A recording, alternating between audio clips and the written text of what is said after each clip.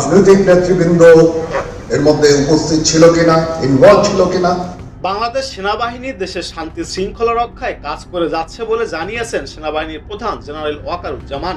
দুপুরে Savar cantonment firing প্রতিযোগিতায় বিজয়ীদের মাঝে পুরস্কার বিতরণী অনুষ্ঠানে যোগ দিয়ে তিনি এসব কথা বলেন।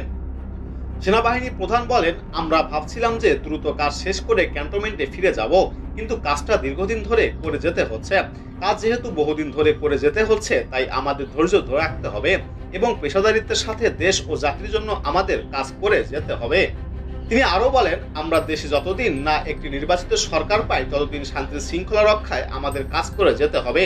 দায়িত্ব পালনের সময় উচ্ছৃঙ্খল কাজ করা যাবে না, এটা আমাদের খেয়াল রাখতে হবে। কাজ করতে গিয়ে বল প্রয়োগ করা যাবে না উল্লেখ করে সেনাপ্রধান বলেন, যতটুকু না করলেই না হয় সেটুকু বল প্রয়োগ করে কাজ করতে হবে। এ সময় সেনাপ্রধান নিজ সেনা সদস্যদের সঙ্গে ফায়ারে অংশগ্রহণ করেন। সাভার সেনাবাহিনীর নবম পদাতিক ডিভিশনের TOC GOC major general Moeen Khan সহ সেনাবাহিনীর ঊর্ধ্বতন কর্মকর্তারা এখানে উপস্থিত ছিলেন।